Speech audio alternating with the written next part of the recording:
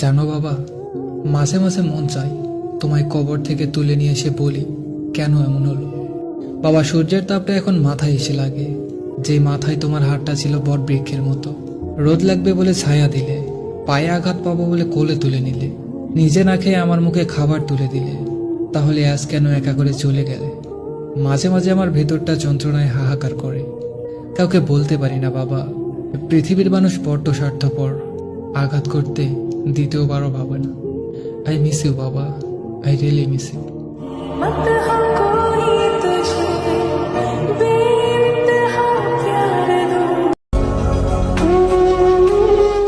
মা সব সময় বলতো, মানুষের ভুল 1000 বার ক্ষমা করে দিবি, নিজে ভুল না করেও মাঝে মাঝে ক্ষমা চেয়ে নিবি, কিন্তু কখনো কাউকে দ্বিতীয়বার বিশ্বাস করবি না।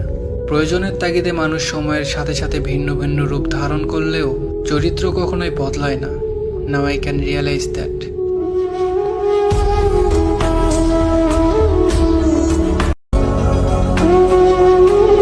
আমি আমার ওয়ালেটে সবসময় একটা ছবি রাখি। ছবিটা আমার প্রেমিকার না, ছবিটা আমার আপুর। আপু ফোন দিয়ে বলেছে আপুর একটা ছবি যেন আমি সবসময় ওয়ালেটে রাখি। যদি কখনো কোনো মেয়েকে দেখে খারাপ চিন্তা মাথায় আসে, তাহলে যেন ওয়ালেটটা খুলে আপুর ছবিটা দেখি, আর সেই মেয়েটাও যে অন্য কারো বোন সেটা যেন মাথায় রাখি।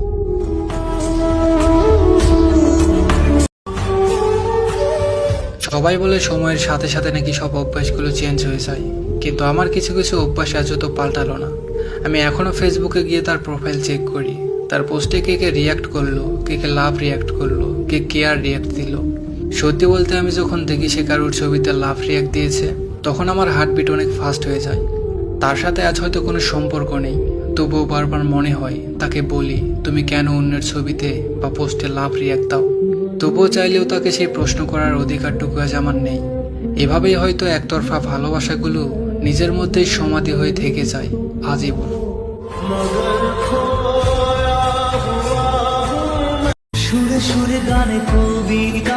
একটা সম্পর্কে ঝগড়া, রাগ করে ব্লক করে দেওয়া, 2-3 দিন কথা না বলে থাকা, এগুলো থাকবেই। বিচ্ছেদের কথা একটা সময় উঠবেই, এগুলো ভালোবাসা বাড়ায়। যতই যাই কিছু হোক না কেন, কখনো কেউ কাউকে ছেড়ে যাবেন না। ঝগড়া হলে শুধু রাগটা কমিয়ে একটু ভালোবেসে কথা বলে দেখবেন, ওই পাশের মানুষটাও সব ভুলে যাবে। ছেড়ে যাওয়া কোনো সমাধান না, বরং থেকে গিয়ে দেখিয়ে দিতে হয় সবাই ছেড়ে যায় না। সবসময় একটা কথা মাথায় রাখবেন, সেই মানুষটাই আপনার আপন মানুষ হয়ে গেছে, যে মানুষটা আপনাকে আপনার মতো করে বোঝে।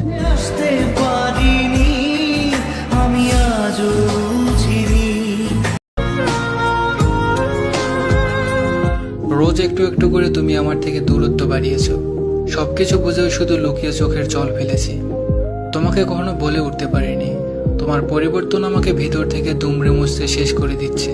কিন্তু দিন শেষে তুমি আমার উপর অভিযোগের পাহাড় গড়েছ। প্রতিদিন তিলে তিলে শেষ হওয়ার চেয়ে একবারেই তোমার জীবন থেকে সরে গেছি। হয়তো তুমি এটাই চেয়েছিলে, শুধু মুখ ফুটে বলতে পারোনি।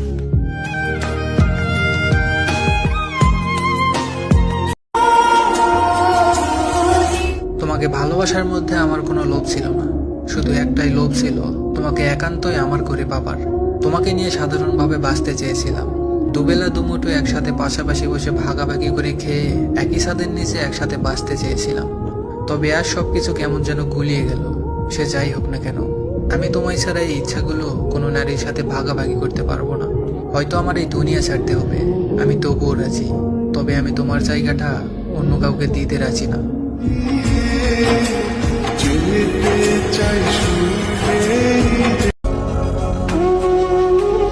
জীবনে একটা জিনিস খেয়াল করে দেখবেন, কিছুদিন একটা রাস্তা দিয়ে চলাচল করলে রাস্তার উঁচু নিচু জায়গাগুলো খুব সহজেই চেনা যায়, কিন্তু কিছু মানুষের সাথে বছরের পর বছর কাটালেও তাদেরকে চেনা যায় না।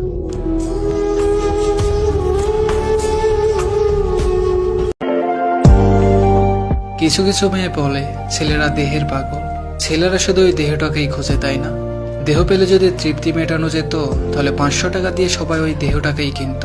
ভালোবেসে হেরে গিয়ে মরে যাবে জেনেও বিষ কিনে আত্মহত্যা করতো না। 1000 টাকার নেশা করে হৃৎপিণ্ড বা কলিজা পুরাতো না। ভেবে দেখুন সেই পুরুষের কথা, যাকে 1000 চেষ্টা করেও জ্বলন্ত ট্রেন থেকে বের করা যায়নি, নিজের স্ত্রী সন্তানের সাথে চলে গেছে ওই দূর আকাশে।